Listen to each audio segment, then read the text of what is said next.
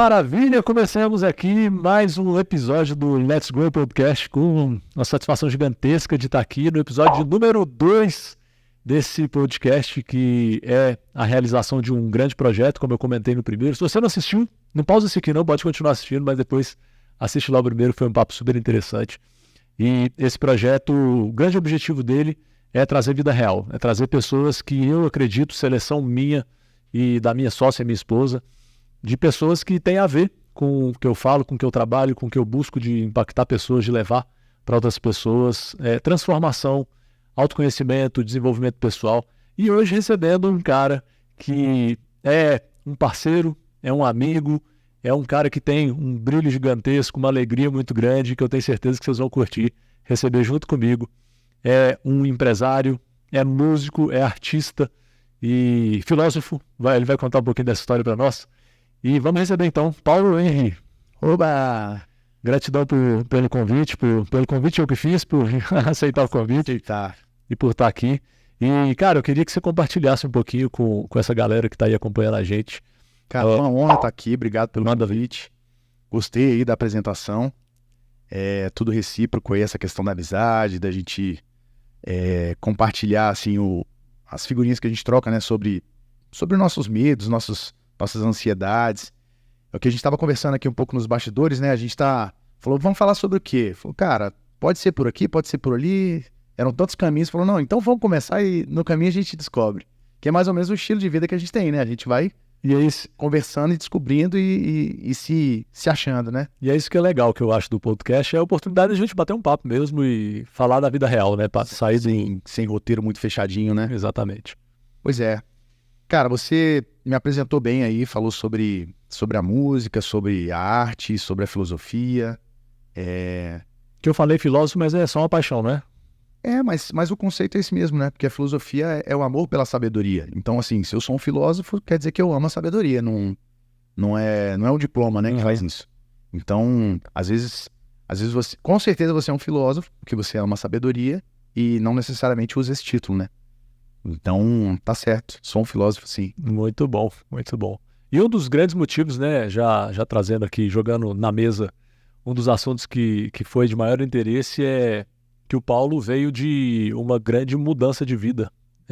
Porque você provavelmente sabe que eu trabalhei em iniciativa privada, pública, fui servidor público, saí de serviço público para empreender de alguma forma, trabalhar com desenvolvimento pessoal, acreditando num sonho, acreditando na minha mensagem, acreditando naquela voz interna, né? E é o caso do Paulo também, que abriu mão de uma estabilidade, de um cargo, de uma posição muito estável, muito tranquilo, muito tranquilo mesmo, né? Eu acho que... Do morninho, né? Do gostosinho. Gostosinho, tranquilo, não tem que fazer muito esforço. Todo mês o dinheiro pinga, sem muito estresse, assim, Eu uso esse exemplo, assim, da zona de conforto, né? Um lugar morno mesmo. Você vai se acostumando ali. E Brasília tem muito disso, né? Assim, acho que muita gente que vai assistir a gente é de Brasília, mas quem não é... Cara, Brasília, a gente tá no colégio e já estão falando. Pô, vai sair concurso de não sei o quê, ó o edital. Então, assim... Você foi funcionário público por quanto tempo? 11 anos. 11 anos. Uau. E tem quanto tempo que você saiu? Tem 5. Vai fazer 6 agora. E como é que foi o desejo de sair assim, cara? Desejo às vezes já existia, mas aquele desejo que vem como uma decisão até materializar a decisão. Cara, eu trabalho com a música desde que eu me entendo com gente, né? Eu digo que eu sou músico profissional a partir dos meus 15 anos, que foi quando eu ganhei o meu primeiro cachê. Então, já tinha meu dinheirinho ali, adolescente, para fazer as coisas que eu queria. Mas eu comecei a cantar com 6, 7 anos. Era um sonho do meu pai, ele sempre me levava pros bares, pros restaurantes. Ele é músico, não? Não, é músico frustrado, né? Ele canta 2 músicas no violão. E aí eu acho que ele transferiu esse sonho dele pro filho, né? E eu acabei abraçando e me encontrando muito na música.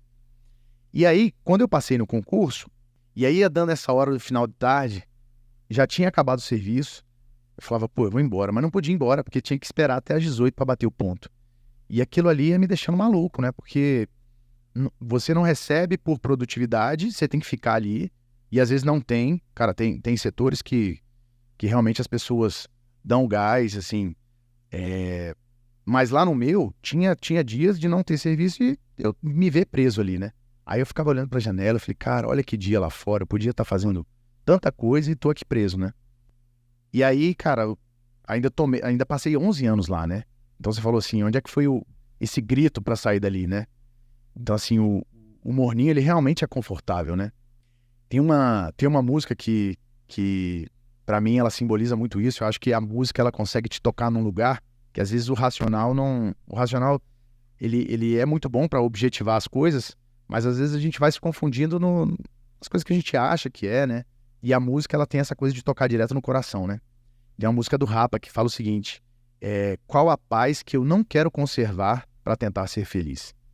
Então lá no concurso eu estava em paz. Todo dia primeiro o dinheiro caía, eu podia fazer previsão com aquela grana, podia entrar no empréstimo, podia comprar um carro financiado, porque eu podia quitar com aquelas coisas que eu estava sonhando. Teoricamente eu estava em paz, mas qual é a paz que eu não quero conservar para tentar ser feliz? Então, às vezes, a gente, em busca da felicidade, tem que sair dessa paz, né? E aí, lá na frente, essa mesma música fala o seguinte: paz sem voz não é paz, é medo. Aí eu falei, cara, que danadinho esse compositor, cara.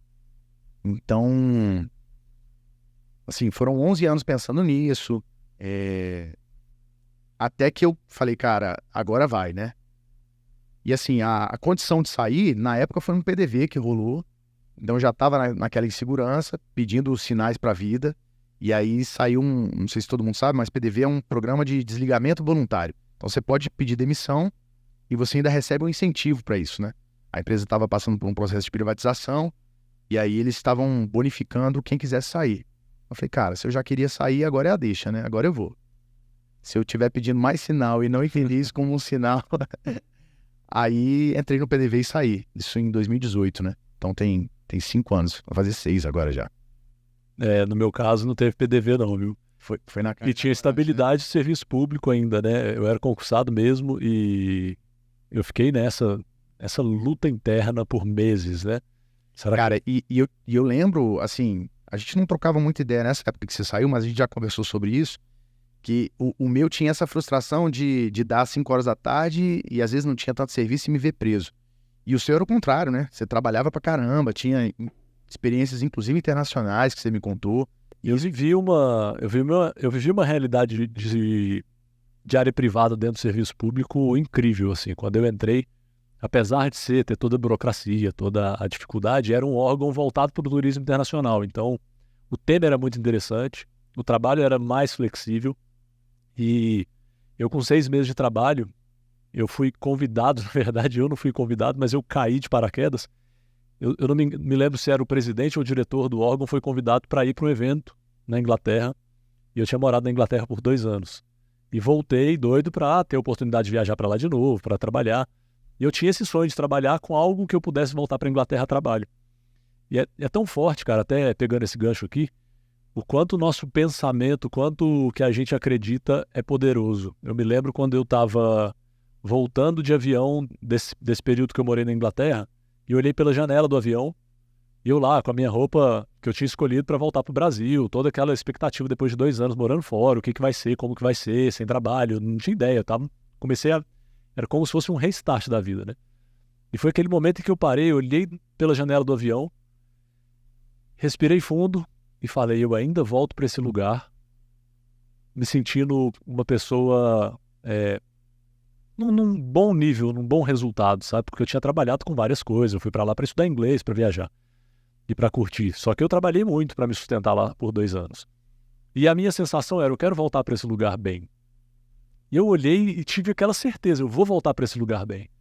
E quando eu estava no serviço público, por acaso não fiz concurso voltado para esse órgão, mas passei. 6 meses depois, eu trabalhando, voltado para o Reino Unido, promovendo o Brasil no Reino Unido. Aí meu chefe foi convidado, não podia ir.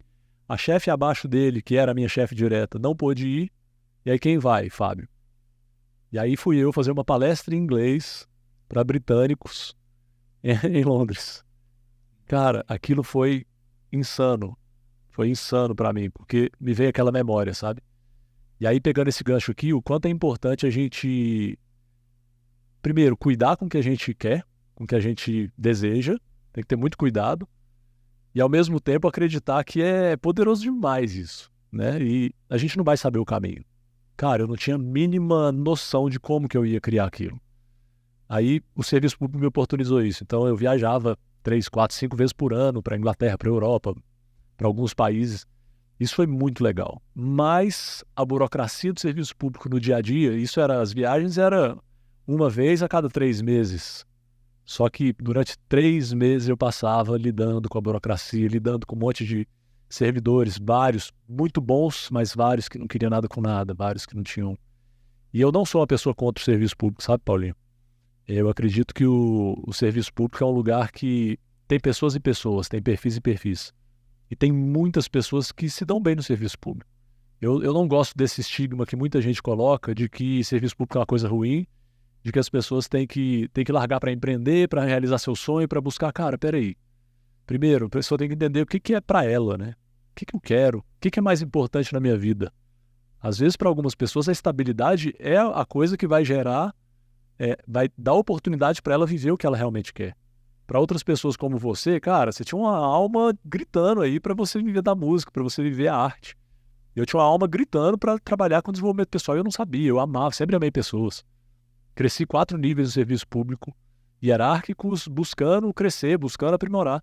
Então, como você falou, eu trabalhava muito mais do que a média. Mas não porque eu era muito bom, não, o Fábio é o cara. Não, porque eu sempre gostei de trabalhar. Eu sempre gostei de entregar, sabe?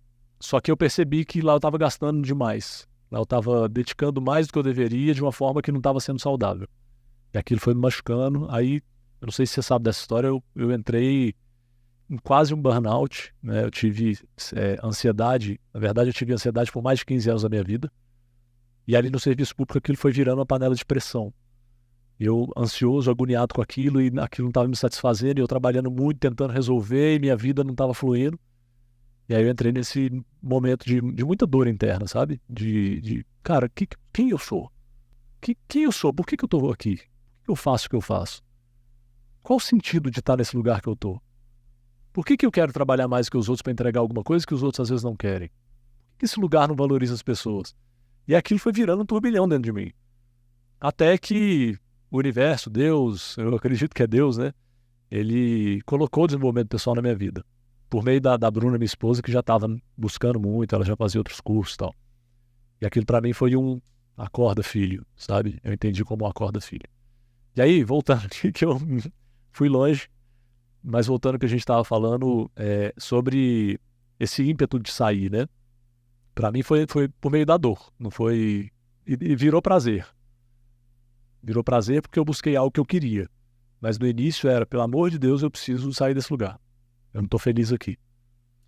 Cara, e assim, o mundo ele já tem rotas de fuga muito, muito bem definidas, né? Para essa frustração. Então, assim, você falou da ansiedade, aí a pessoa tá frustrada, fala, pô, é porque eu tô trabalhando demais e não tô me reconhecendo. De repente, se eu trocar de relógio, eu me satisfaço.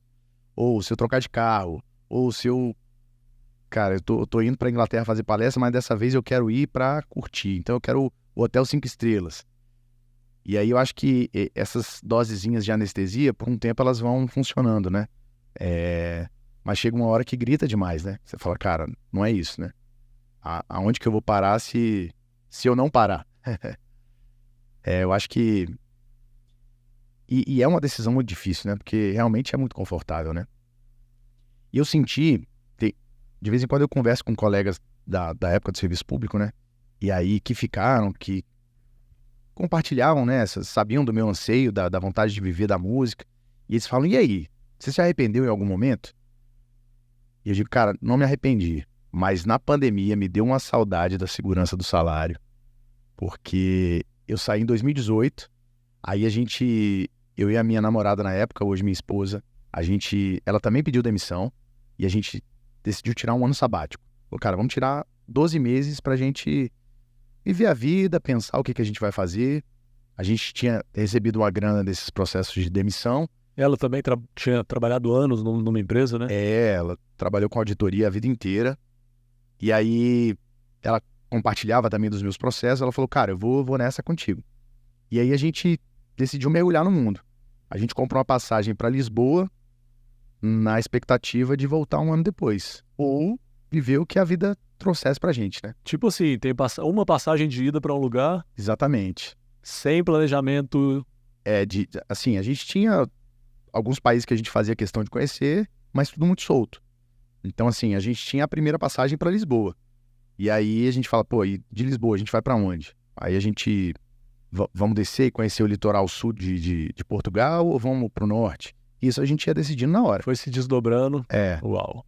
Aí a gente decidiu ir por cima. Então a gente foi para Porto, depois entrou na Espanha por cima, Santiago de Compostela. E aí tinha um amigo meu que eu conhecia numa época que eu morei na Austrália, em 2012, que ele morava em Santander. Eu falei, cara, deixa eu passar lá para visitar ele. Então, assim, as coisas iam acontecendo. Então, foi um ano de muito deixa a vida me levar, sabe? Que a gente tava ali, Mas sem querer, querendo, vivendo aquela rota que eu tava falando de comprar um relógio, de trocar de carro. A gente saiu do serviço e falou, cara, vamos viver a vida. Só que aí, nesse viés, sonho. Mas nesse viés, nesse lugar de querer experimentar as coisas materiais, é isso? Isso. Eu acho que é o que você falou, a alma gritava por liberdade, só que a gente foi para um lugar que demorou, sei lá, uns 3 meses ainda, demorou para a ficha cair, que a liberdade não era aquilo ali. Que a gente estava num final de semana de 3 meses, né? Então, por isso que eu falei que as rotas, elas são muito bem definidas. Até esse grito por liberdade que fala, cara, eu vou fazer um ano sabático, vou viver a minha vida. Só que aí o que aconteceu? A gente chegou na Europa, era verão europeu, era Copa do Mundo. Então, sei lá, em Portugal a galera é fanática com futebol também. Então, o dia que tinha jogo do Portugal, os caras fechavam a rua, fazia festa, parecido com o Brasil mesmo. E aí a gente ia no mercado, achava vinho português, por €1. Falava, vamos comprar logo 4 aqui pra gente ir tomando. Aí comprava um saca-rolha e ia tomando e assistindo jogos e conhecendo a cidade. Só que aí falei, cara, não vai ter uma segunda-feira durante esse ano, né? Que a gente fala assim, vamos segurar a onda porque tem que trabalhar, né? Todo dia era fim de semana. Todo dia era final de semana. Até que a ficha caiu, eu falei, cara, a gente tá numa rota de fuga, né? E não era isso que eu queria no meu sabático, né? Então a viagem, ela foi acontecendo, e aí foram 3 meses, porque era a quantidade de tempo que a gente podia ficar na Europa.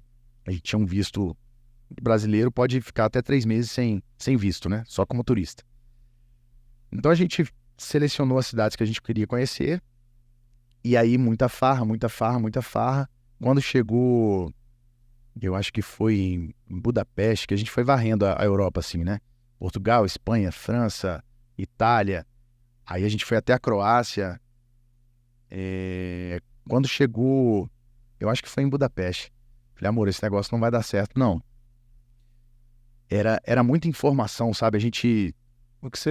A ideia que vocês tinham de respirar, de pensar, de refletir, de ter insights, no fundo vocês estavam só no automático da viagem. Exatamente.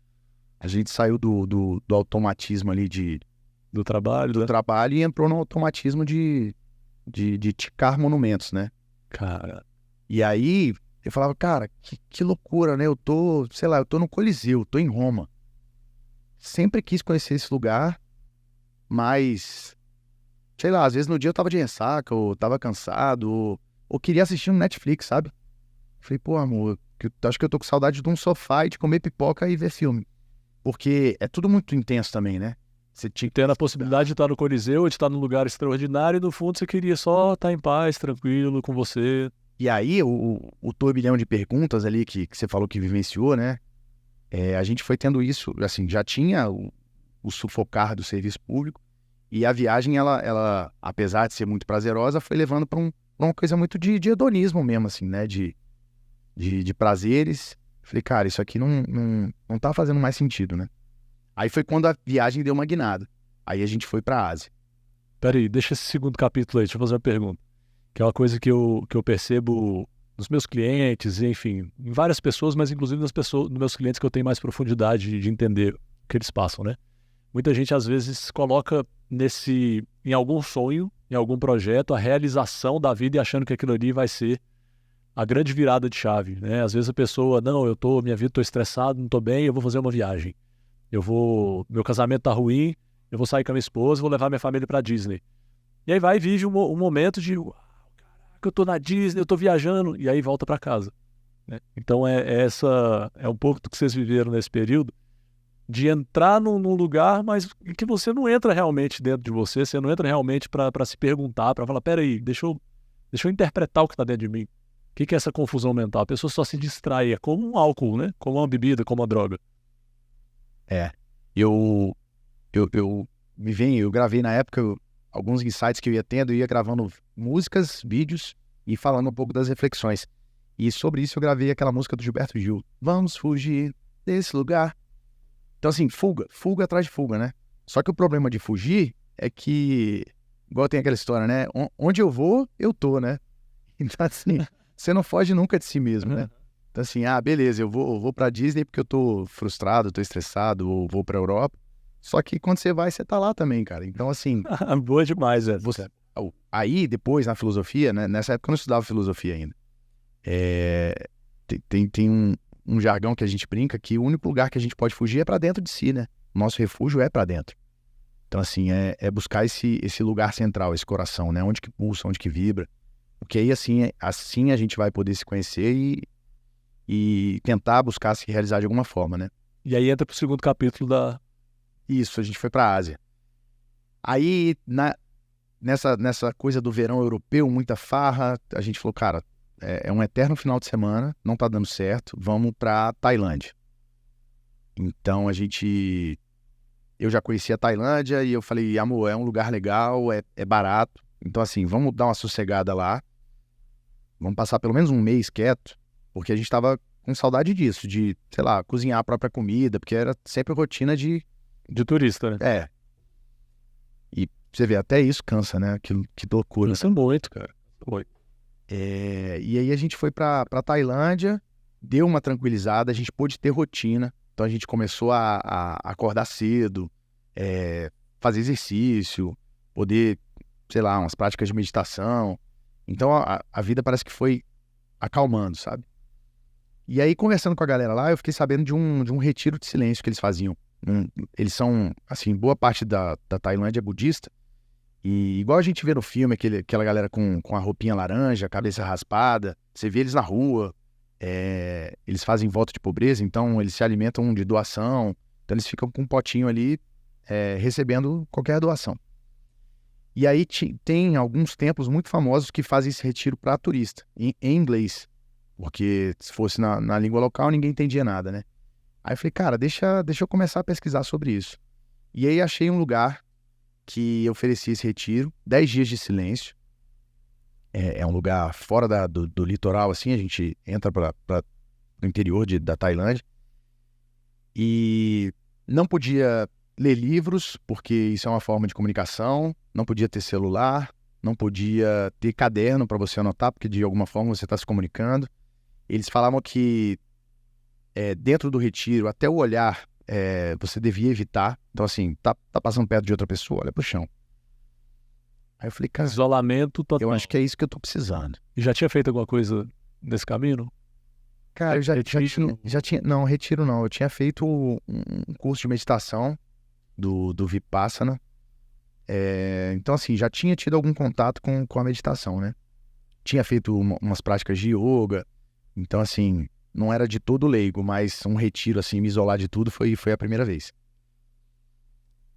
Aí, cara, me inscrevi, a Lu não topou, ela falou, cara, não vou fazer isso não, vou ficar aqui. A gente alugou um apartamento, porque a gente tava cansado dessa história de hotel, então a gente alugou um apartamento, ela ficou no apartamento e eu fui fazer o retiro. Aí, chegou lá, não tinha colchão, cara, era uma cama de cimento, assim, feita de alvenaria, e uma madeira cortada, assim, de forma côncava para encaixar o pescoço, que era o travesseiro. E aí, algumas orientações de não agressão, então, para você não matar nenhum mosquito. E imagina, o calorão de clima tropical da Tailândia, que mais tinha era mosquito, né? E aí, falei, cara, o que eu tô fazendo aqui? que doideira. Mas eu falei, cara, me dispus, deixa eu viver isso, né? E assim, foram dias muito intensos. Eles falam que a cama é uma forma, a gente acaba se acostumando muito com conforto. Então a ideia é levar o corpo ao extremo desconforto para você escutar essas vozes esses quereres, né? É como a gente tá muito acostumado. Ah, tá calor, pá, ar-condicionado. Ah, tô frustrado. Deixa eu dar uma olhada no Instagram. Ah, tô cansado. Vamos abrir uma cerveja. Ah, sei lá. A gente tem rodas de fuga. Assistiu a novela, já viu um filme, um seriado. Exatamente. Fuga, fuga, fuga, fuga. Então, assim, às vezes nem um calorzinho a gente aguenta. A gente quer o ar-condicionado, né? Então, lá eles faz parte do programa, assim, forçar esse desconforto físico pra gente tentar entender o que sua mente tá buscando, né? Por quê? Por que uma cama dura me faz tão mal? Será que eu sou tão frágil assim que uma falta de colchão vai me matar? E aí, de manhã, tinha uma leitura que o monge fazia. Então, eles iam conduzindo, assim, o programa muito bem feito, assim, de forma que você vai se aprofundando. Experimentando essas dores mais superficiais, que é a coisa do conforto. Eu lembro do meu quadril doer pra caramba, que eu gosto de dormir de lado e não achava a posição. Aí pegava umas roupas que eu tinha levado na mochila, botava assim, falei, pelo menos aqui tá fofinho, né? Mas aí, depois de um tempo... e aí outra parte do desconforto era acordar todo dia às 4 da manhã. 4 horas da manhã tocava o sino e todo mundo tinha que levantar para começar a primeira meditação do dia às 4h30. E aí eu falei, cara, isso aí vai ser difícil para mim, acordar cedo. Só que a cama era tão ruim que eu ficava torcendo para chegar logo 4 horas e o sino tocar, que eu falava, cara, não dá pra ficar Aguento mais ficar deitado. E eu falei, olha, rapaz, esses caras são espertos mesmo, né? Bota o desconforto do corpo pra empurrar a gente pra vida, né?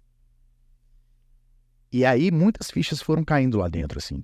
Tinham práticas de meditação muito, muito, muito legais, assim. Tinha uma, mexeu muito comigo, assim. E pra quem vê, acha que você é um cara super zen e tal, e não vê no palco tocando chiclete com banana. Tem esse meu lado aí, né? O axézão. Cara, uma meditação, assim, que eu acho que é legal da gente compartilhar. Imagina, a gente passava 8, 9 horas do dia meditando em silêncio. Então, cara, as costas doía, né? A postura indicada é a coluna o mais ereta possível, mas daqui a pouco você tava todo quebrado, né? Da postura e tal, da falta do colchão. E aí, com tanto tempo em silêncio, você começa a escutar teu coração batendo, né? Tudo quieto. Aí você consegue escutar dentro de você, você começa a sentir o teu coração batendo. E aí foi uma meditação guiada, e o monge foi guiando. Ele falou, cara, escuta o teu coração. Aí eu, depois de um tempo, consegui escutar. Sente o teu sangue correndo na veia, nas artérias. Para quem não tem vivência com prática de meditação, pode parecer um papo de doidão, né? Mas assim, não tem nada de metafísico. A gente sabe que essas coisas estão acontecendo, né? As trocas gasosas, presta atenção no ar entrando, no ar saindo. Aí até então normal, era um escaneio de corpo. Mas aí ele deu o seguinte convite. Pensa que daqui a pouco seu coração vai parar. Aí, cara, isso me deu uma agonia. Eu falei, cara, o que eu tô fazendo aqui, né? 3 dias já, e a mente fervilhando, e daqui a pouco o cara vai falar que eu vou morrer. Aí ele falou, se for desconfortável pra você pensar na morte, pensa por que é desconfortável. Porque é verdade, você vai morrer. E o seu coração vai parar, e talvez o sangue vá fluir ainda alguns metros cúbicos ali. Ele circula ainda um pouquinho pela pressão, mas daqui a pouco o sangue também para. E ele tá quentinho a 36 graus, daqui a pouco ele vai baixar para 35, para 34, para 33. E aí ele ia conduzindo um processo de meditação para te levar à morte, ao seu momento de morte. E daqui a pouco as próprias bactérias do seu estômago iam começar a te comer por dentro. Aí eu falei, caramba, que doideira. E aquilo ali foi me dando uma impaciência. Eu falei, cara, eu preciso pensar mais sobre isso, né? E aí, foi muito desconfortável esse momento. As fichas não caem tão rápido assim, né? São coisas... Você está contando um espaço de tempo aqui de 3 dias em 5 minutos. 10 dias, né? 10 dias. E outra, as fichas, até hoje, quando eu lembro disso, muitas coisas ainda vão mexendo aqui dentro, né? E aí eu falei, cara, agora o sabático tava fazendo sentido, né? Eram atrás dessas perguntas que eu tava, né? Então, assim, depois que eu saí desse retiro, aí a viagem foi outra. Uma das primeiras decisões que eu decidi foi pedir a minha namorada até então em casamento. Armei todo um cenário lá para pedir ela em casamento. Aí ela aceitou. Isso foi em outubro. Quando foi em dezembro a gente casou. A gente combinou, falou, pô, amor, se a gente esperar voltar pro Brasil para casar, vamos casar logo, né? A gente fez uma cerimônia de casamento nas Filipinas. Já aproveitamos, passamos uma lua de mel na Polinésia Francesa. Não, e parênteses que foi uma cerimônia, você bem vestido, ela com vestido de noiva, foi com tudo que tinha direito. Vestido de noiva, a gente contratou uma empresa de casamento, então assim, pra gente fazer os votos. Então assim, não fazia sentido chamar sei lá, um pastor local para fazer, até porque a gente não entendeu a língua e a pessoa não ia se conhecer. A gente falou, cara, como que a gente vai fazer isso? Na época, a gente falou, cara, a gente acredita que Deus está presente, então a gente vai fazer a nossa oração, você faz seus votos, eu faço os meus votos, e a gente troca as alianças. Nós seremos os condutores do... os celebrantes e os noivos, né? Então a gente fez uma cerimônia local lá das Filipinas, que eles, bem bonita, assim, eles pegavam 2 garrafas, com areia tingida, uma areia azul e uma areia rosa, e aí ela colocava a areia dela num novo frasco, né? E aí eu colocava a minha, ela colocava a dela, e aquilo ia gerando uma areia de uma terceira cor, né? E o símbolo é que você não consegue mais separar, né? Depois do casamento você não consegue, é um novo ser, né? Então foi bem bacana, assim, o casamento lá na época. Eu digo casamento lá na época porque... Isso tem 5 anos e a gente está agora com planos de renovar o casamento. Uau! Com 3 filhos, 2 e... Com 2 filhos aqui e um na barriga. Estamos indo pro 3º filhote. E a gente... As coisas vão acontecendo, né? Depois de todo esse sabático que a gente voltou pro Brasil, depois que foi pai, a gente está voltando muito para a Igreja Católica, né? A gente sentiu falta de ter uma doutrina para poder educar os nossos filhos, para ter uma fé religiosa mais estruturada, né? Porque, igual você comentou, tem gente que fala de universo, tem gente que fala que é Deus, eu acredito que é Deus. Assim, eu também acredito que seja Deus. E a gente sentiu falta dessa coisa da igreja ali, de ter um vínculo com uma paróquia, com um padre, e principalmente para todas as crianças. Né? Isso. Então a gente está com um plano de renovar esse casamento pro ano que vem. Muito legal. E volta aqui, deixa eu voltar um pouquinho no tempo aqui que eu acho que é interessante. Volta porque acho que foi tanta coisa, não sei se ficou solta aí. Não, tá top, é assim que flui o podcast. Mas, Paulinho, voltando no tempo, quando você falou que você estava no serviço público, num órgão público, não exatamente do serviço formal, né? Empresa pública. Empresa pública. E você teve esse incômodo e tal, e foi buscando. Cara, como é que foi, que eu acho que é que muita gente passa, eu trabalho com transição de carreira, eu trabalho com ajustes de carreira, não só transição. E uma das maiores dores, por isso que eu gosto de trazer casos reais, né? Das maiores dores é, cara, como que eu acredito em algo que eu não sei como é que vai ser, a ponto de abrir mão de um negócio que me dá a sustentação da minha vida, talvez da minha família, talvez financeira, que é a tal da estabilidade, de todo começo de mês você tá ali tranquilo e seguro, né? Como que foi esse processo para você internamente? Cara, que foi esse do sabático. Foi, com certeza. Assim, apesar desse papo muito very-wow de budismo, meditação, eu sou um cara muito, muito pé no chão, assim, muito conservador. E aí, eu falava, cara, por que eu tô aqui? Pela grana. Então, assim, se eu tiver algo que me dê a grana, eu não preciso estar aqui. Eu tô vendendo meu tempo em troca de dinheiro, mas se eu tiver outra coisa que me dê essa grana, eu não preciso estar aqui. E aí, eu falei, cara, eu vou começar a investir. Aí comprei um lote, um terreno, fiz um predinho de 3 andares, e aí tem uma loja comercial embaixo, 2 apartamentos no primeiro andar, 2 no segundo, 2 no terceiro. Apartamentinho pequeno, numa periferia aqui de Brasília. E aí consegui alugar isso tudo e me dava mais ou menos o que eu ganhava lá, somando 6 aluguéis e a loja comercial embaixo. E o meu plano era esse. O dia que eu tiver essa renda de aluguel, eu não preciso mais dessa renda daqui. Você já banca a sua vida, tá seguro, entre aspas. Eu me pago aqui, né? Só que aí, as rotas de fuga são muito bem definidas. Então, se eu estava acostumado a viver com X, e agora eu tinha 2X, eu começo a gastar 2X. Então, E aí um X já não sustenta, você não consegue abrir mão do que você gostaria. E aí eu falei, cara, eu vou ter que construir outra, e mais outra, e mais outra, e mais outra, até quando, né? Enquanto é aquela história do obeso que vai aumentando o buraco do cinto, né? Enquanto você vai crescendo, você vai aumentando e não para nunca, né? Então, assim, teve essa segurança para poder sair do serviço público, teve esse aumento de padrão de vida, aí eu tive que voltar um pouco atrás para poder sair e me manter só com os aluguéis e na segurança de ter a música, que era o meu... Até então era o plano B e esse plano B ia virar plano A, né? Então, assim, não foi um processo tão na louca, né? Foi pensado, demorou. Por isso que demorou 11 anos, né? Passei 11 anos lá no serviço público, né? Processando isso tudo, isso entendendo, que é diferente já com a música, já com a sua paixão, né? Eu acho que é o que muita gente não tem e o processo tem a tendência de talvez ser um pouco mais difícil quando a pessoa não sabe para onde ir, né? Cara, eu tô insatisfeito, eu até fiz um post hoje sobre isso. A pessoa tá insatisfeita e ela quer largar aquilo que ela não quer. Só que ela não sabe para onde que ela quer ir. E aí ela toma a decisão de eu não quero mais isso e vou sair disso. Cara, qualquer outra opção vai ser boa. Qualquer outra coisa mais ou menos meia boca, que foi a palavra que eu usei, vai ser bom pra caramba. Por quê? Porque ela tá comparando com o que ela não quer, com o que é ruim. Então, no seu caso, você já tinha essa paixão de saber para onde você queria ir, apesar do medo, apesar da insegurança. Cara, eu conversei, na época teve esse PDV, né, esse incentivo à demissão, e eu conversava com alguns colegas na época, e eu falava, cara, não sei se tá na hora de você sair, porque, assim, eu tinha feito meu pé de meia e eu tinha a música.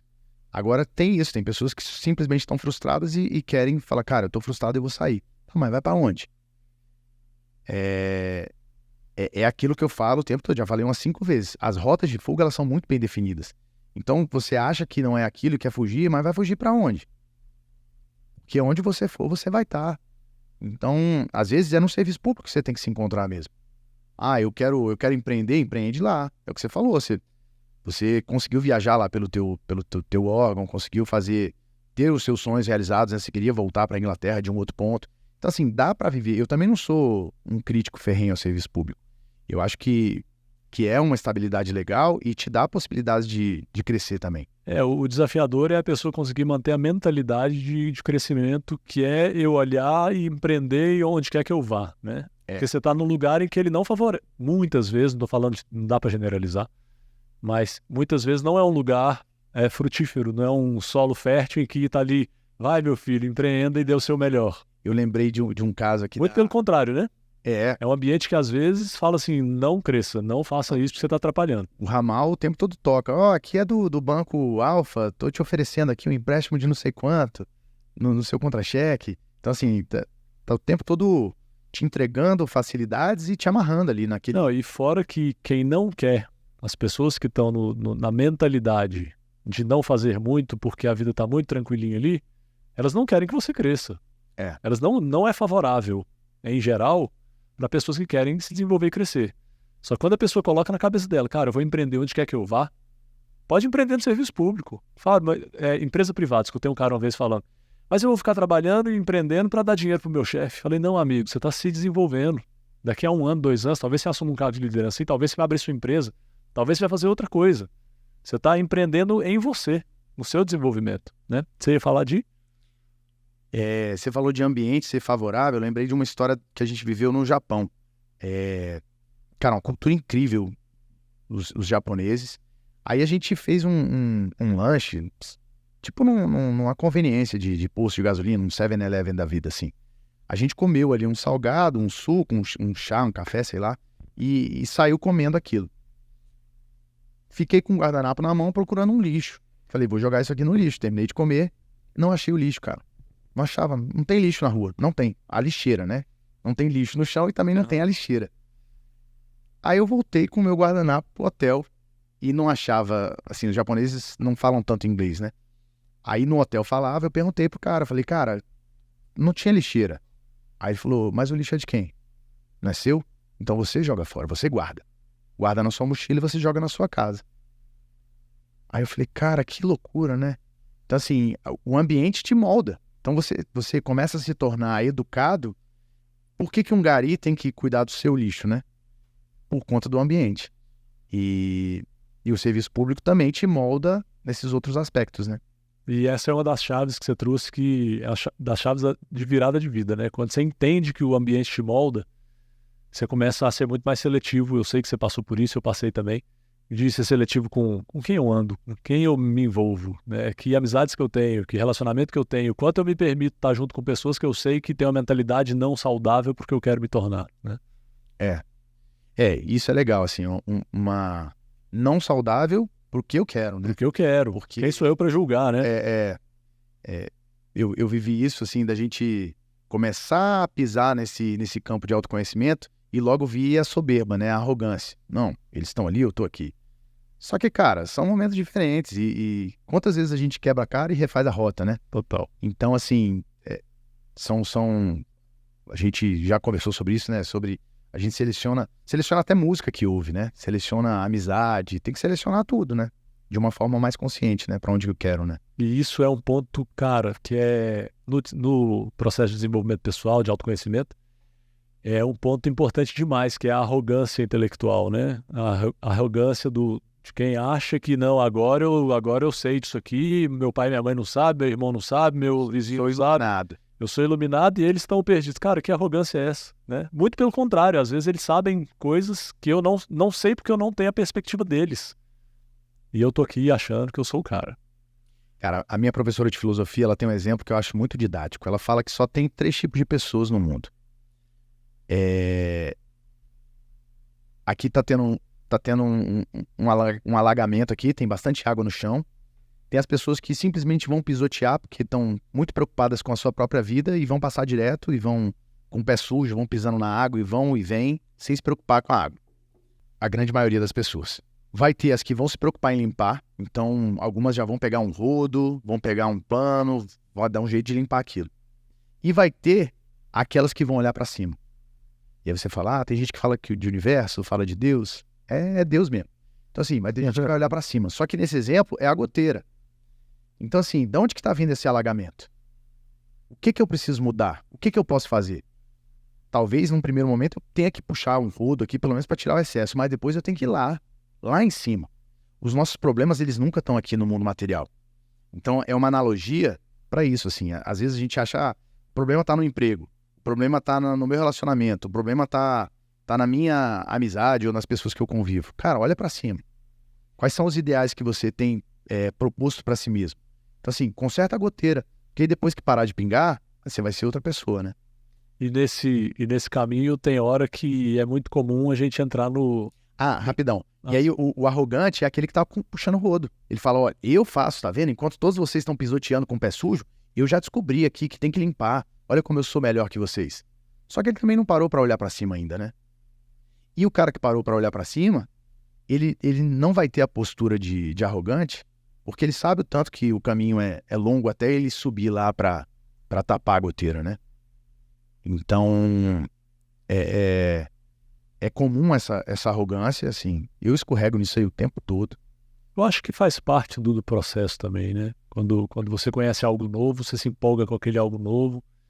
Caraca, isso aqui é muito legal. E a pessoa que tá do lado, ela tá em outro momento. Ela não tá achando do caralho aquilo ali. Ela tá achando, beleza, é só sua vibe aí agora.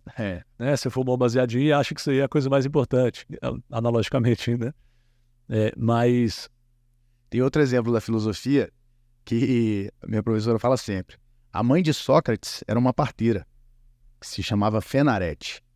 Aí perguntaram para Sócrates, né? Sócrates, você é tão bom em filosofia, por que você não pega todo mundo aqui, dá uma aula e explica isso para eles poderem evoluir como pessoa? Aí ele fala, olha, minha mãe, Fenarete, era uma excelente parteira.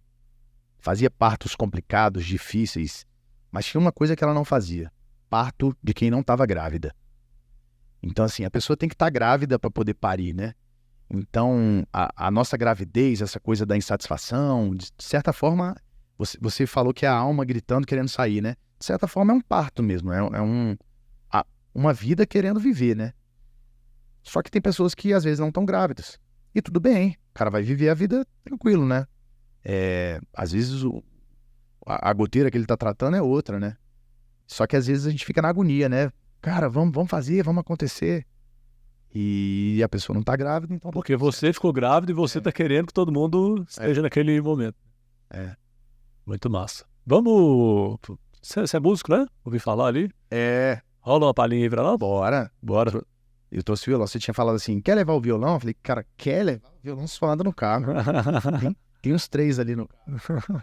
Então vamos lá, vamos escutar um... Tem gente que fala assim que não pode deixar violão no carro por conta da temperatura, não sei o quê. Eu falo, cara, eu vou deixando porque eu sempre preciso, né? Se desafinar ou empenar, depois a gente manda consertar. Cara, tem um sambinha que eu gosto pra caramba, que...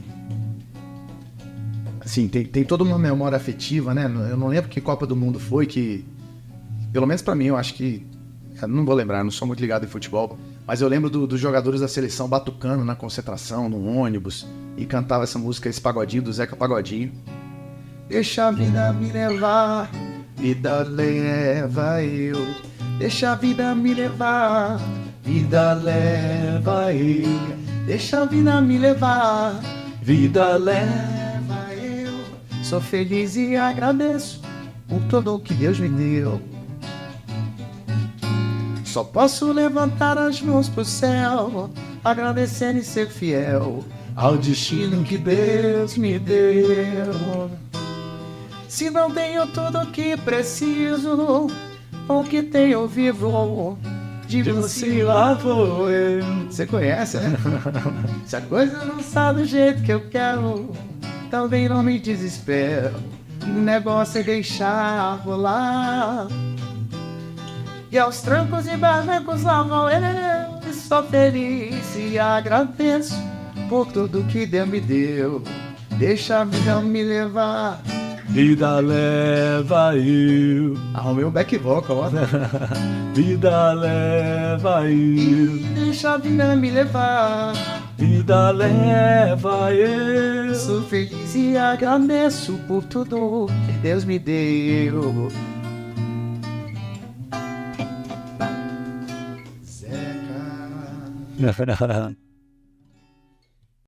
Cara, eu gosto desse sambinha, tem essa memória afetiva, é uma música legal, né, pra cima. Só que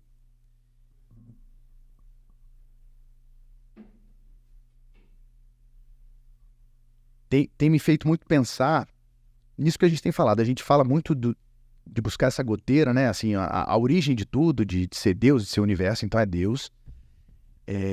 Só que a música também fala muito de uma posição passiva, né? Deixa a vida me levar.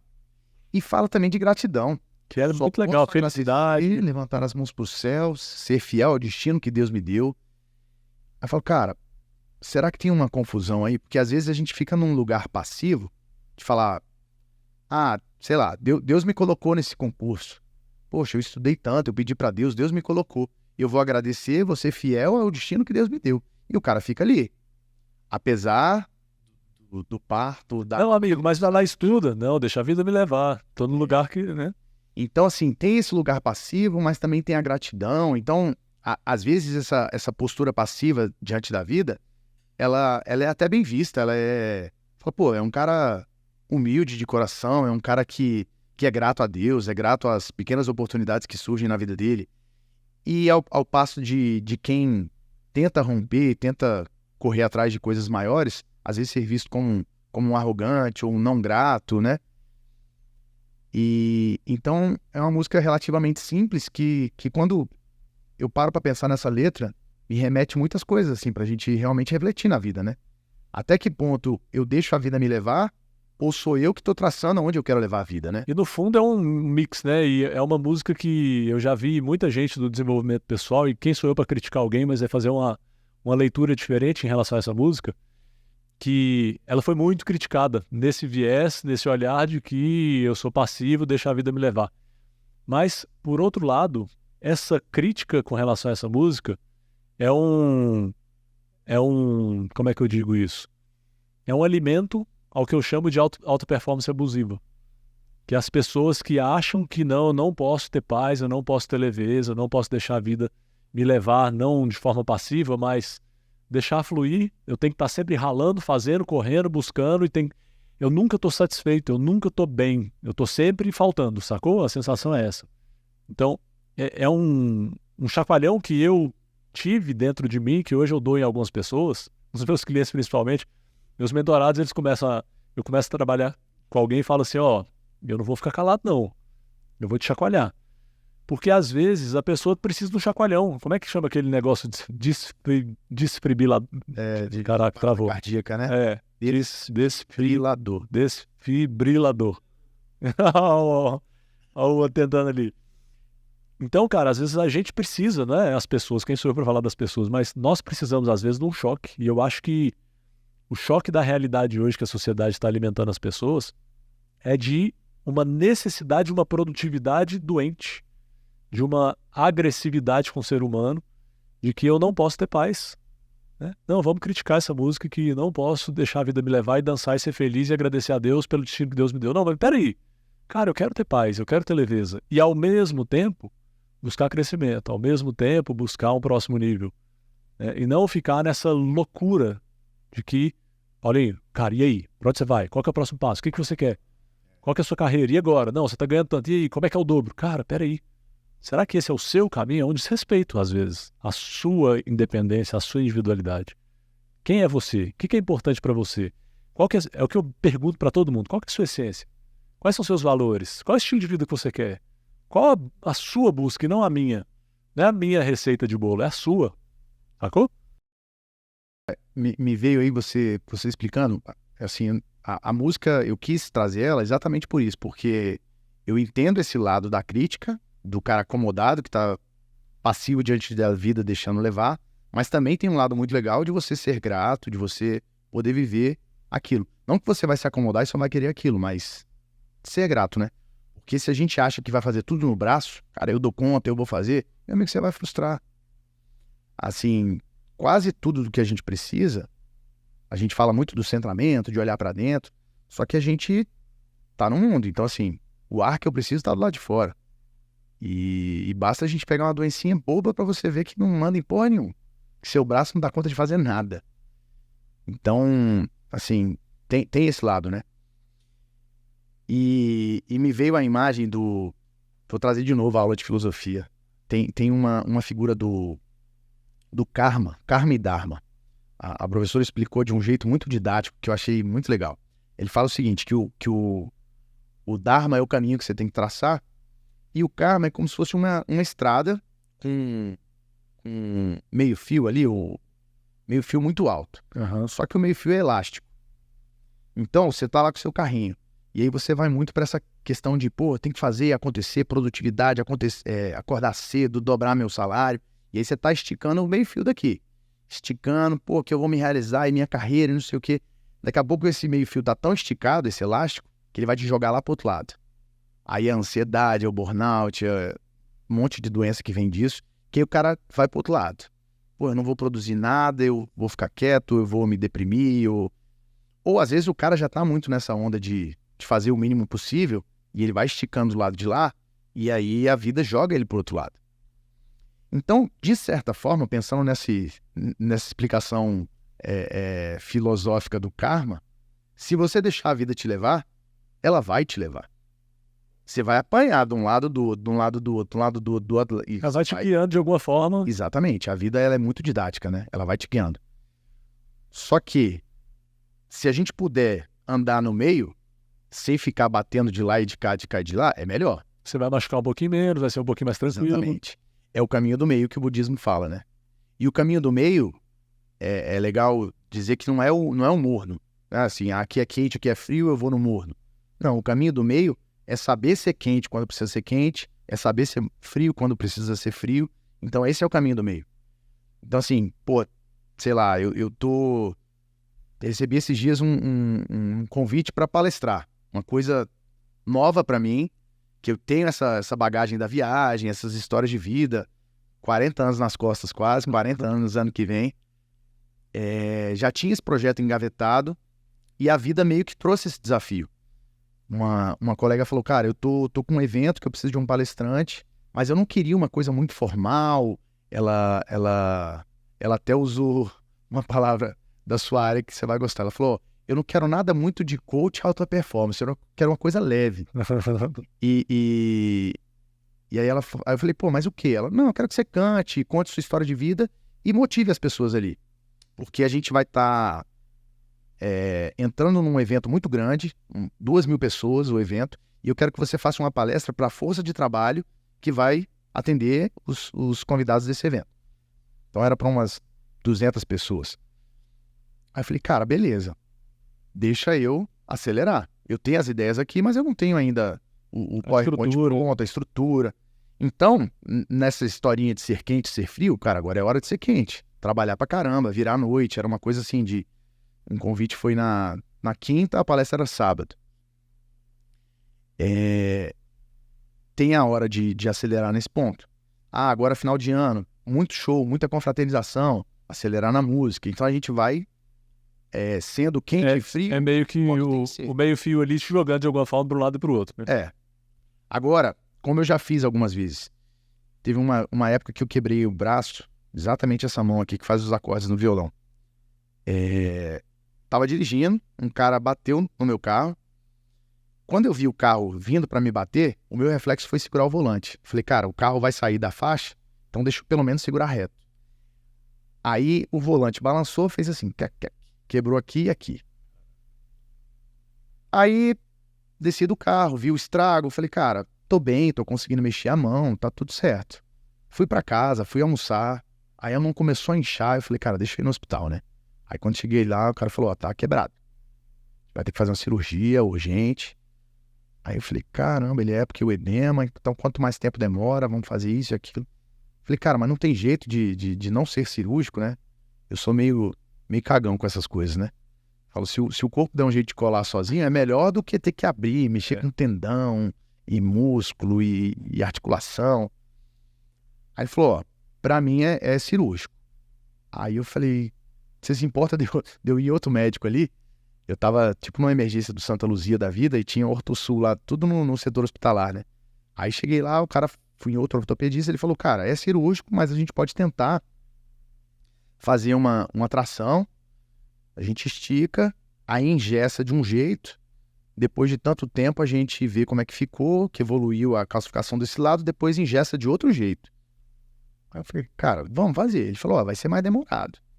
Você vai precisar ficar aí imobilizado muito tempo e depois fazer muita fisioterapia. Mas eu preferi ir para esse lado. Aí eu sei que depois de um tempo na fisioterapia não melhorava. Aí eu achei um chinesinho acupunturista e o cara é meio bruxo. A Bruna que ia gostar dessa história, né? Que ela... Aí o cara falou, sabe o que aconteceu, Paulo? Eu falei, não. Ele falou, você não queria parar. Que a vida deu um jeito de você parar. E o cara não me conhecia, né? Aí eu falei, cara, faz sentido. Eu vinha de uma rotina de show assim, maluca, né? E eu tive que suspender os shows. Como é que eu tocava violão? Eu acho isso incrível, porque tem gente que não quer enxergar isso, né? Eu sou dessa filosofia total de vida hoje. Cara, tropecei, meu pé tá doendo, meu tornozelo. Cara, o que é? Onde que tá? Tem gente...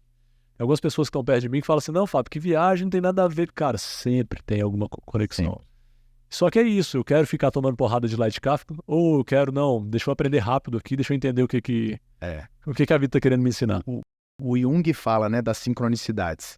Só que é o seguinte, até que você percebe um tropeço, ou até que você tenha que quebrar o braço, a vida já tentou te falar isso muitas vezes. Só que a vida vai sutil, você não vai escutando, até que ela vai... Então assim, pra porrada chegar, pro tropeço acontecer, é porque você foi muito cabeça dura, né? Então, tá aí. E aí fica o recado para quem tá acompanhando a gente, né? Começa a observar seus sinais, porque às vezes o sinal já tá te dando porrada e você tá ali resistindo à consciência. E, cara, hoje eu falo sobre... A gente conversa muito sobre isso, eu converso muito sobre isso com a Bruna. A importância da gente buscar consciência, né? A gente tá mais consciente. Hoje o planeta tá num processo de evolução, de desenvolvimento mais acelerado. E quem não tá consciente, quem não tá buscando essa evolução, essa percepção, cara, vai tomar umas porradas da vida cada vez mais intensas pra acordar. Aí, bora. Né? Claro, as rotas de fuga, né, elas são prontas. Cara, imagina quanto que, sei lá, eu trouxe um violão da Takamine. Quanto que a Takamine investe em publicidade para ser uma das maiores marcas de violão do mundo. Aí, às vezes, eu posso falar, pô, eu tenho que trabalhar mais para poder trocar de violão, trocar de guitarra, ou trocar de carro, ou trocar de celular. Então, às vezes, a gente fica nessa fuga, e a vida vai chegar uma hora e vai dar um tropecinho e vai falar, cara, ó, não é só isso, né? Então, assim, essa sementinha, essa gravidez, né, de consciência, de querer buscar, eu sempre fui um cara muito curioso com isso. Eu acho que, e lá na filosofia a gente acompanha muito isso, assim, quando bate um papo com os colegas, não raro, assim, é quase sempre as pessoas que estão lá na filosofia já passaram por inúmeras religiões, aí o cara testa catolicismo, o protestantismo, a Umbanda, o espiritismo, o cara testa terapias e psicologia, acupuntura, porque o buscador ele tem disso, ele está buscando, né? E eu acho que, no final das contas, a nossa diferença, assim, da gente poder se chamar por ser humano, nós somos seres humanos, apesar de muita linha da ciência falar que nós somos animais, né? Cara, e Só a evolução do macaco. Pode ser. Um macaquinho um pouquinho evoluído. Eu acho que isso é um desserviço total, essa linha de pensamento científico, né? O ser humano, ele pode ser uma pedra, se ele escolher ficar parado na inércia, o reino mineral, né? Então estamos falando dos reinos, né? Reino mineral, vegetal, animal e o ser humano. Então, o que o reino mineral quer? Quer a inércia, quer ficar quieto. Se você largar uma pedra aqui, às vezes ela até rola pela gravidade, mas chega uma hora que ela é quieta. E isso a gente tem, às vezes, o lance da preguiça, o lance da quietude, me deixa quieto, não mexe comigo. E tem também o lado virtuoso disso, né? Da força, da resistência. A gente tem um quê do reino vegetal, que é essa coisa da expansão, né? Se você puser uma sementinha, um pouquinho de água, ela vai querer expandir. E às vezes a gente busca essa expansão, essa coisa que você falou ali da busca desenfreada pelo dinheiro, da promoção, dobrar meta, dobrar salário, dobrar bens, patrimônio. Cara, você tá vivendo uma vida de samambaia, só querendo crescer, sugar tudo do solo, sem se importar com a plantinha que tá do seu lado, porque tem plantas que inclusive sugam tanto que elas matam as que estão ao redor dela. E é uma vida de samambaia, né? Tem a vida animal, que o animal ele tá querendo busca de prazer e fuga de dor. Então, tem muito disso. A gente não precisa ir muito longe, basta escutar um pouquinho de funk que você vai ver aí a questão da sexualidade, né? Essa coisa do prazer o tempo todo. Só que, apesar de poder ser mineral, vegetal, animal... Ou seja, é tudo isso também. Também. Né? A gente tem a opção de ser ser humano. De olhar lá pra goteira lá em cima, olhar pra Deus, olhar pro universo. Fala, cara, aonde que tá, da onde que tá vindo essa inundação aqui? O que acertar? E o mais lindo de tudo, que eu acho que é o livre-arbítrio de querer enxergar ou não. Cara, não quer enxergar? Fica em paz, continua a vida. Tá de boa, você tem a liberdade de fazer isso. Eu acho que do desenvolvimento pessoal, ou espiritual, ou religioso, é muito bacana quando a gente chega nesse ponto de olhar e falar, cara, eu respeito a opção do outro, eu respeito a decisão da outra pessoa e o momento de vida dela, o momento de crescimento espiritual, e tá tudo certo. Meu querido, se deixar a gente fica aqui batendo papo, já acabou por horas, tá acabando. Quanto tempo a gente conversou já deu... Quanto tempo que deu aí, mestre? 1 hora e lá vai porrada, então se deixar a gente vai indo aqui, fluindo. Mas eu quero te convidar a deixar uma mensagem, cara, assim, sai do cérebro e colocar o seu coração, assim, o que você acha que é importante para quem está assistindo, da sua bagagem, da sua vida, da sua história, das suas decisões, dos seus tropeços, o que você acha que é importante deixar como uma reflexão para quem está do outro lado? Não me preparei para isso, hein? Pode ser com a música também. Eu acho que, assim, pelo menos na nossa conversa, assim, o que eu penso como um bom fechamento de uma reflexão de tudo que a gente trouxe é desse didatismo da vida. A vida é didática. Então, é pelos problemas que estão chegando até a gente que a gente vai poder aprender, né? Então, sei lá, tem gente que às vezes reclama de conta para pagar, de boleto. Esses dias eu vi uma frase muito legal, eu falei, cara, olha lá no boleto, vê qual é o nome e qual é o CPF que tem lá. é teu, né, cara? Então é teu. Você fez alguma dívida e a conta chegou. Se vira. E isso é pra vida, a vida é didática, né? Então, às vezes, a gente reclama de um tropeço que teve, ou desse meio-fio que esticou demais. Fala, poxa, mas a vida tá sendo injusta, não tô feliz aqui. Cara, isso é pra você. Agarra o teu problema e vê como é que você pode transformar isso, né? Então, eu acho que uma mensagem é isso, assim, acredite nos sinais que a vida te dá, né, assim, nessa coisa didática. A vida é didática. Ela tá te ensinando o tempo todo. Se você precisar de uma ajuda de uma pessoa de fora porque às vezes a gente não consegue enxergar os próprios problemas, né? Então, assim, o meu sair, fazer um ano sabático, vivenciar essas coisas, foi uma coisa muito empírica e prática, né? Até cair num retiro na Tailândia. Só que você pode encontrar isso de outras formas, né? Tem gente que vai encontrar isso na filosofia, outros na religião, outros às vezes num processo terapêutico. Ou o teu trabalho também, que eu sei o tanto que você transforma vidas. Então, assim, tenta enxergar esse didatismo da vida. Se precisar de ajuda, peça ajuda. Tem pessoas que estão aí para isso. De certa forma, o nosso trabalho é esse, né? Levar mensagens legais, levar mensagens positivas e acreditar que o ser humano é maior do que isso, né? Assim, você não nasceu para ser mineral, vegetal e animal, né? Você não nasceu para ser pedra. Então, sejamos seres humanos, né? E aí, cara, quando a gente tem esse ideal, assim, de ser um ser humano, pouco importa onde a gente está trabalhando. Às vezes eu vejo muito isso, né? Assim, você trabalha muito com transição de carreira. Às vezes a pessoa tá tão frustrada, mas, cara, seja um ser humano. Aí, se você for um ser humano, não importa se você é gari, se você é servidor público, se você é cantor, se você é palestrante. Se você for um ser humano, você vai fazer o teu melhor naquele lugar. E se porventura você precisar mudar de profissão, você muda. Mas fica uma coisa leve, sem peso, né? Porque quando a gente bota muito peso na vida, uma outra coisa que a gente nem comentou, assim, que a viagem ensinou pra gente foi o tanto de bagagem que a gente levou, né? A gente começou a viagem com quase 70 quilos. 20 quilos da Lua, 20 quilos mil. Literalmente. Bagagem física. Isso, 2 malas para despachar e 2 malas de mão, né? E aí, cara, na primeira semana em Lisboa, a gente viu tanto que aquilo ali mais atrapalhava do que ajudava, né? Então, muito peso.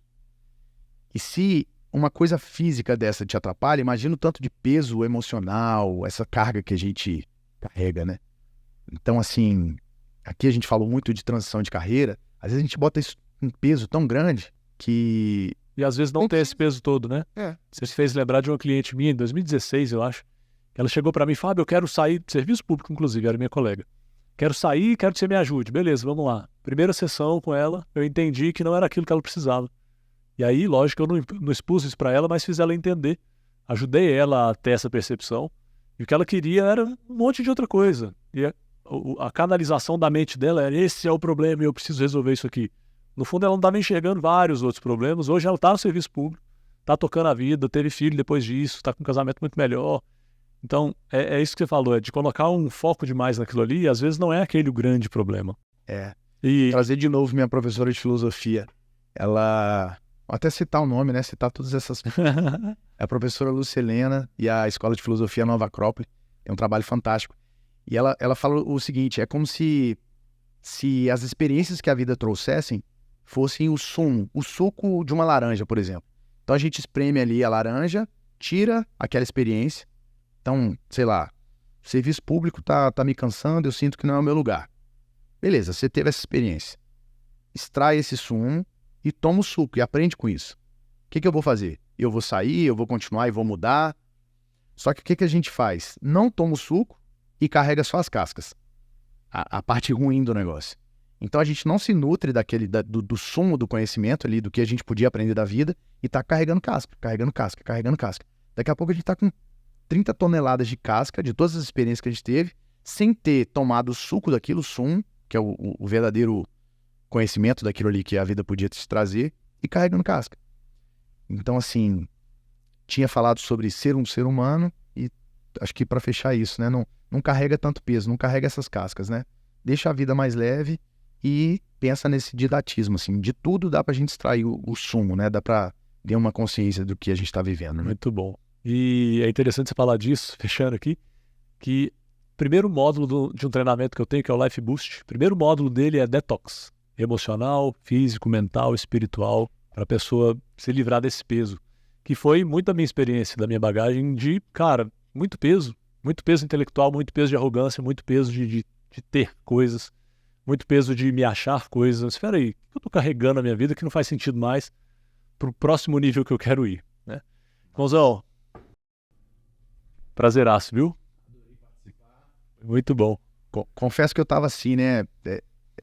A gente já começou sobre síndrome do impostor, né? Aí falou assim, pô, mas vou falar de quê, cara?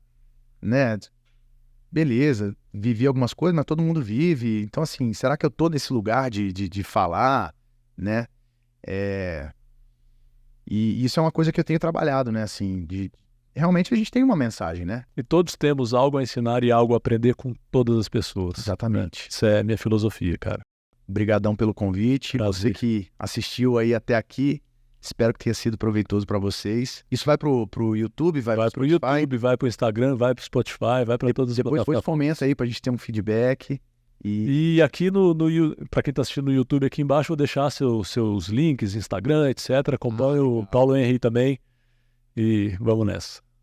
Valeu, Fabão. Muito Valeu, galera. Beijo grande. Até a próxima Let's Grow Podcast. Te vejo no próximo episódio. E deixa um comentário aqui para nós, pra gente saber o que você sentiu, qual que foi o seu insight, até pra gente saber o que trazer nos próximos episódios. Beleza? Grande abraço. Valeu!